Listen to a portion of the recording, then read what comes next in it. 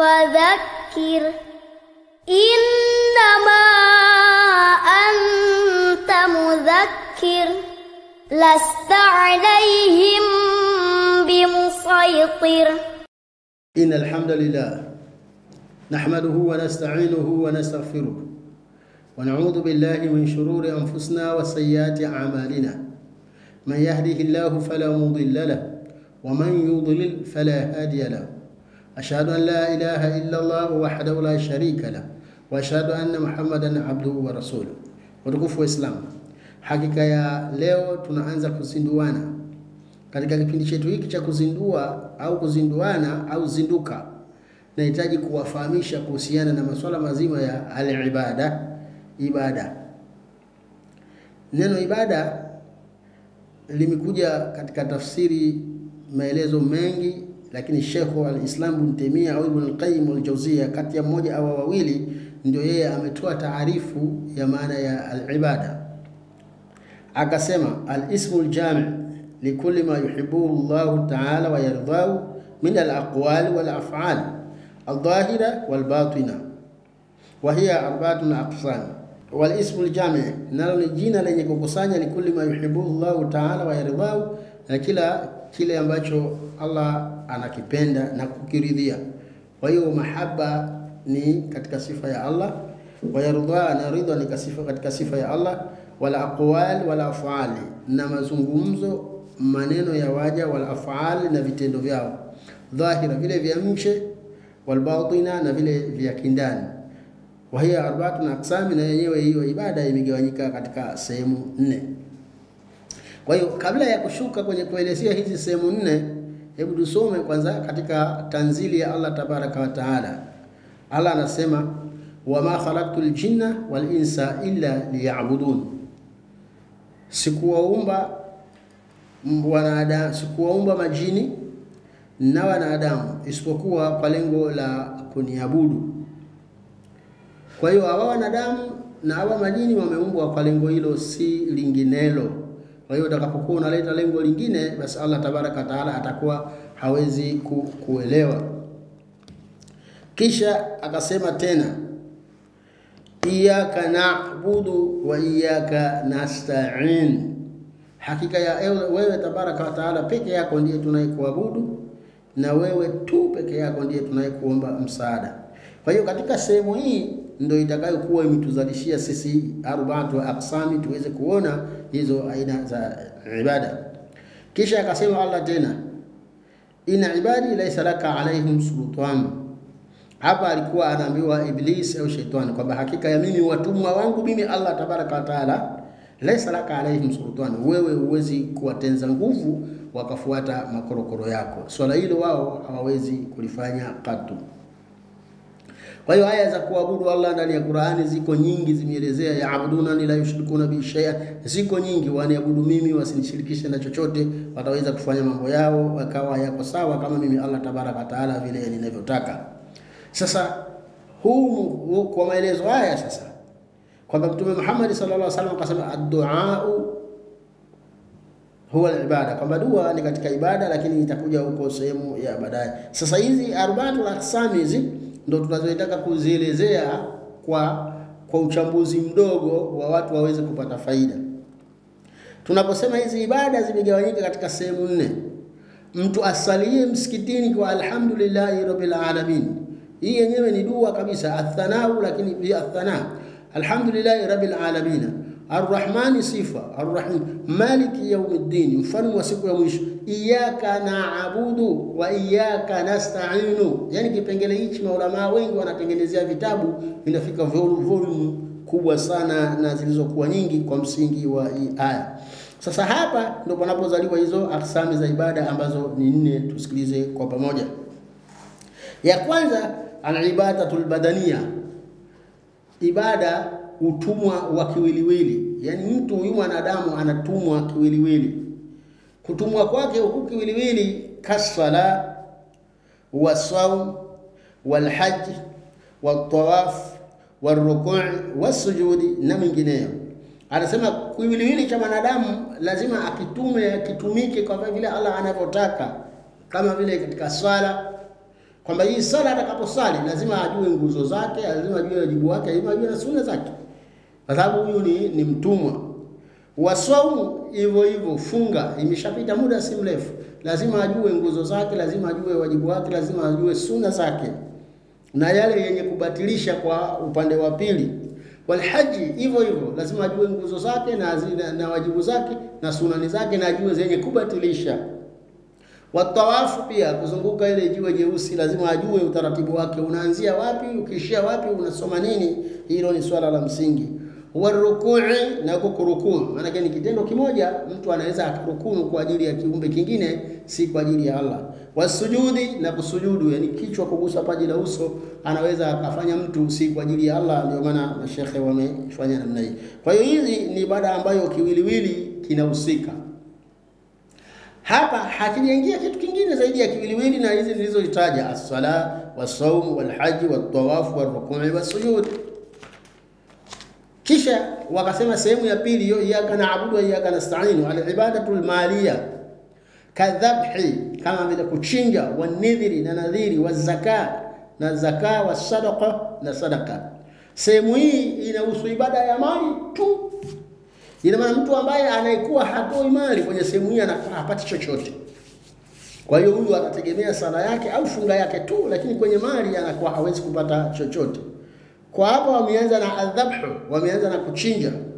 Kwa hiyo kwamba mtu anaweza akachinja kwa ajili ya hakika, atachinja kwa ajili ya nadhiri, anaweza akachinja kwa ajili ya kuuza, anachinja kwa ajili ya kukirimu watu, anachinja kwa ajili ya kula, anachinja na kafara zinginezo, lakini hawezi kuchinja katika vichinja ambazo sheria haijakubali. Na nidhiri ni nadhiri, kuliwekea jambo katika nafsi kwamba nalitamani jambo fulani, likitokea nitafanya jambo fulani. Kwa hiyo likatokea, mtu labda mathalan akawa ana mke, ana ujauzito, akasema naomba Allah anipe mtoto wa kiume, au naomba mke anipe Allah naomba anipe watoto wa kike wawili au watatu, ili nijitahidi kulea nipate janna, hiyo ni sababu. Kwa hiyo basi kweli Allah akawa anampangia hao wale wa kike, au naomba wa kiume Allah ili labda niweze kuwa, yani anampangia nadhiri. Kwa hiyo Allah kweli akawa anampa. Kwa hiyo nadhiri yake sasa anasema nikipata huyo nitafanya hiki, nikifanya hicho nitapata hiki. Kwa hiyo anatakiwa akifanye na akitekeleze, hiyo ni katika ibada. Pia wazaka ni ziada ya mali ambayo yenyewe halal haulu, lazima izunguke mwaka ndio mtu anatoa. Kuna zaka za mambo ya madini, na zaka mambo ya mazao vilimo, kuna zaka za biashara na nyinginezo ambazo sehemu zake zitakuwa zinaelezwa, na Muislamu anatakiwa aweze kuwa anajua. Wasadaqa, na kutoa sadaka. Na sadaka, Mtume Muhammad sallallahu alaihi wasallam anasema sadaka huwa inazima moto, inazima ghadhabu za Allah tabaraka taala. Alafu pia inaondosha wasiwasi. Alafu pia watu wale wenye kuumiwa, wenye kuuguza wagonjwa wao wanapata unafuu. Anasema watibuni wagonjwa wenu kwa kutoa sadaka mbalimbali. Kwa hiyo maana yake ina faida ibada hii, ibada ya mali. Hasa leo hii kuna watu huwa wanahama misikiti, kisikia michango tu mtu anachomoka msikiti anakwambia haina haja, kumbe anajifunga mwenyewe. Kule mwanzo yuko msikitini kasema iyyaka na'budu wa iyyaka nasta'in, huku kwenye ibada sasa ya mali anakataa, hatoi mali. Sio, naangalia huyu mzima au mgonjwa. Maana iyyaka na'budu hizi aqsamil arba'a ndo tunashusha. Kwa hiyo wewe sasa unatakiwa uwe shamil, yani uwe umeenea. Niona sio kuenea kwenye sehemu nyingine tu. Maana kuna watu wanaenea sehemu nyinginezo ambazo hizo mtu anafika saa 5, kwa mfano hizi mechi za finali na nini, mtu anafika saa 4 au saa 5 anakaa kwenye kiti chake ametulia, anakula pale pale, anaenda kujisaidia, anarudi, anaona yeye anasema ile finali, kama finali kaandika kwenye diary 150 finali tangu aishi, hizo hazijamkosa na anawahi. Lakini hajaandika kwenye diary yake kama na Ijumaa 40 au 50 au 60 sijakosa ni jamana, na kwa safu ya pili au ya kwanza na hotuba nasikiliza silali sisinzii. Niona. Kwa hiyo ndio hivyo wanakimbia misikiti kwa masuala ya sadaka. Niona na masuala haya, masuala ya sadaka, wanasema wenye kusema kwamba kama mtu utakuwa umeamua kuchukua pesa zake, basi wanasema moyo wake unakuwa umekata, yani kipande cha nyama cha moyo unakuwa umekata. Sasa anaanza kukufanyia auditing, anakufuatilia nyuma. Akiona umekula wewe tu basi hatoi tena. Huku ibada umeambiwa wewe utoe kwa ajili ya mtu, wewe ndio utoe kwa sababu ya ibada. Sio ndio kwa sababu ya mtu. Hiyo ya kanaabudu yako, ya kanasta'ini, wanasta'ini yako hiyo kwamba wewe tu tunayekuabudu na wewe tu ndio tunaye kutegemea. Ndio hiyo unatakiwa umtolee huyo. Sasa utampa yeye anakula. Yeye ana shida ya hela. Hivi ibada hizi zote zinazozieleza hapa zinakurudia wewe mwenyewe faida yako. Kwa hiyo ukifanya ubakhiri unajifanyia nafsi yako. Kwa hiyo uache fikra ambazo hazina maana yoyote katika masuala haya ya ibada. Kisha wakasema tena al-ibadatu al-qalbiyya, ibada ya kimoyo. Ibada ya kimoyo ambayo ni ya tatu katika ile mgawanyiko wa 4, kale khushu' wal khudu'. Hizi zote zinafanana, khushu' wal khudu'. Hizi zote ni kumwogopa Allah tabaraka wa taala na kumnyenyekea. Watadhallul, na kujidhalilisha kwa sababu wewe ni mtumwa.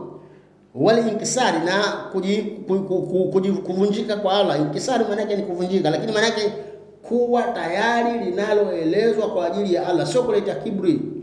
Kuna watu wakiwa wana nguvu yao kidogo tu, ukiwaelezea vitu vinavyohusu Mwenyezi Mungu Subhanahu wa Ta'ala au Jalla Jalal, wao wanakuona wewe una shida. Wewe ndio una shida, sio huyo Allah unomzungumzia. Wakati Allah ndio sisi anatuambia shida zetu tunatakiwa tuweze kuzipeleka kwake, kwa sababu yeye kwanza ndio anayekubali na yeye ndio anayekataa, na yeye ndio anayeombwa na yeye ndio anakubali kuombwa, na ndio maana katoa milango ya kuombwa yeye. Hakuna mtu ambaye kafungua kuombwa. Hiyo yote yule atoe anavyotoa, hajafungua milango ya kuombwa. Yaani tunakusudia sio wale masalafu wamekaa nje zamani au wako ndani wanasubiri wageni waingie kwenye nyumba zao, mpaka anasema anapata msiba anakwenda msikitini, anasema leo nina msiba, nina huzuni kubwa, huzuni imenibana. Kwa nini? Anasema hajaja hata mtu basi kugonga hodi, nimpe maji ya kunywa tu hajatokea, lakini kuja kugonga mlango yaani hili tu angalau nione leo nimefuatwa. Hii ni matatizo. Hasa sisi tunafunga milango. Tunafunga magari yetu, tunafunga milango, alafu na ukifika kwenye baadhi ya hiyo misikiti ambayo iko inachangisha kwa shughuli zao ndio utoe kabisa. Na ukiwa kwa mawakala tena ndio urazidi. Naambia bwana hii niwekee kwenye simu hii 3,000. Maana hili pale msikitini sadaka iwe ngumu kutoa 3,000 uwekewe kwenye simu, yani unaenda kuswali tu. Sasa mambo sio sawa sawa watu wa Uislamu. Wale watazali ulikuwa hawa ni muhimu. Wale mahaba na mapenzi, lazima watu wampende Allah, wampende Mtume Muhammad sallallahu alaihi wasallam, wapende Uislamu, wapende na wale wanaofanya shughuli za Kiislamu.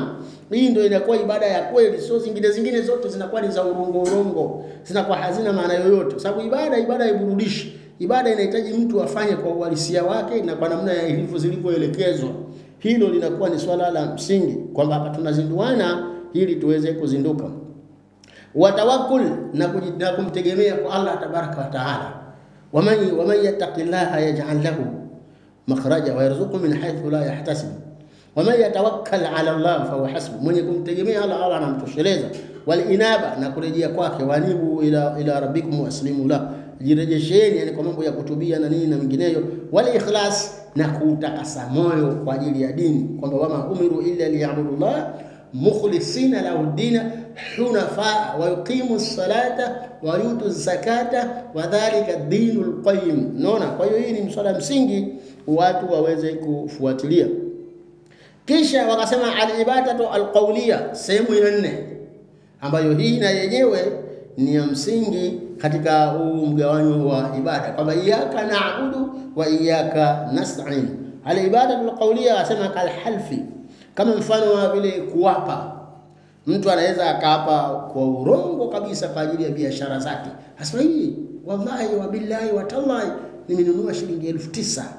Kwa hiyo wewe niongezee shilingi 500 tu. Kumbe anajua pale 4,000 mzima unamuongezea kanunua shilingi 6,000 na ile 500 4,500. Kwa hiyo uapaji wa namna hiyo sio ibada. Hiyo ni viapo vyako wewe tu. Wale isti'ana, na kutaka kusaidiwa kama vile tunavyosema katika sura al-Fatiha, iyyaka na'budu wa iyyaka nasta'in. Ibada ndio hizi tunazichambua katika vigawanyo vyake vikubwa, lakini nasta'in kwa mambo mengine yani ambayo mtu anafanya kwa nafsi yake. Kwa anapokuwa anafanya kwa nafsi yake, basi Allah tabaraka taala anakuwa anamsaidia.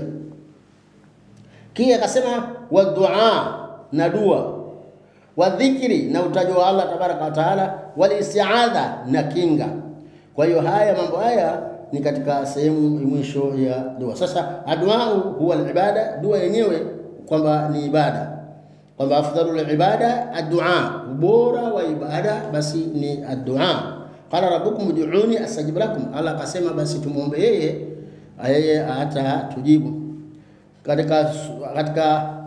Kwa hiyo atakapokuwa anatujibu tunaweza kupata mafanikio, kwamba dua inaondoa mabalaa, dua ni dawa, dua inakuwa ina manufaa kinga madamu itakapokuwa hizo dua hasijaombwa kwa masuala yaliyokuwa ya kishiriki au ya kukata udugu. Na pia akasema ud'ullah wa antum muqinuna bil ijaba, muumini Allah tabaraka taala hali ya kuwa mkitaraji mtalipwa na Allah. Unaona kwamba waalamu jua inna Allah la yastajibu dua, Allah ajibu dua yoyote ile min qabli ghafili lahin, kwamba katika nyoyo ambayo unaghafilika tena haushughuliki na masuala ya Allah, unafanya mambo ya alawa. Addu'a inarudisha qadha, kwamba addu'a inarudisha qadha, wasema addu'a yanfa mimma nazal wa mimma lam yanzil, kwamba balaa likiwa limeshuka au halijashuka dua inakuwa inafanya kazi hiyo. Kwa hiyo wasema wa inal balaa la yanzil, balaa inashuka, fayatalqa'u du'a, ukio wakasha anakutana wakati inashuka inakutana na jua inapanda, kisha anasema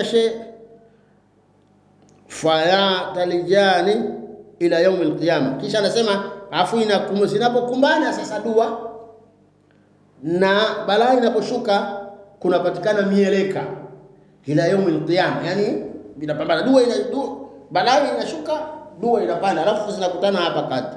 Kwa hiyo inapokutana inakuwa ni mpaka siku ya kiyama zinakuwa fedha mieleka mpaka siku ya kiyama, siku ambayo mja atakuwa anafufuliwa, ile dua na balaa zinakuwa zinashughulishana pale. Kwa hiyo watukufu wa Islam, utaona ya kwamba al-ibada sasa ni al-ibadatul badaniya والعبادة المالية والعبادة القلبية والعبادة القولية. Kwa hizi zote ni muhimu na zinatakiwa ziende simultaneous, ai sambamba. Usije moja ukaiweka nyuma, nyingine ukaiweka mbele, au kawa ushughulikie nyingine unashughulikia nyingine, hapa utakuwa haueleweki. Kwa hiyo watu wanajaa kwenye misikiti, lakini watu wengi sasa au hata mashehe wakubwa wanakwambia usiwaombe hapo, kisha utakimbiza msikiti. Sasa sijui wanachukua ni formula ya kule, kwa sababu Umar, kwa sababu Uthman, kwa sababu Abubakari wanasema walimkatalia zaka, walitaka wasitoe wale Waarabu ambao walikuwa wamesilimu. Sasa sijui wanachukua kwa mfano ule, maana yake inashangaza. Wale walikuwa wanatawili sawa, kwa madamu haya hapa inasema Muhammad ndio kaamrishwa kuchukua, mwingine hausiki hayupo, tuonesha haya kabisa, ile dhahiri kabisa kwamba khalifa na yeye anachukua, ilikuwa ile hamna ionekane. Sasa ndio wakafanya tawili ile, lakini walipofahamishwa baadaye wakaelewa, wakawa wanatoa. Sasa ugumu wa utoaji ndio unakuja kwa namna hiyo, labda katika zile akabati za mtu kutaka kuenda kufika janna, kama walivyokuwa wanaelezea maimamu. Kwa hiyo watukufu wa Islam, sasa Mtume Muhammad sallallahu alaihi wasallam anaelezea dua, masharti yake, nguzo zake, adabu zake. Haya sasa ni katika vipindi vijavyo, lakini tulikuwa tumeanza leo kugawa hizi namna 4 za ibada. Kila mtu anapoenda msikitini au sehemu nyingine yote hawe yuko tayari. Kwa hiyo hapa tumekata tumefupiliza ili muhadhara usije kuwa mrefu. Kwa hiyo usikose kuangalia kipindi chetu cha Zinduka, subscribe hapo katika Fadhakiri TV.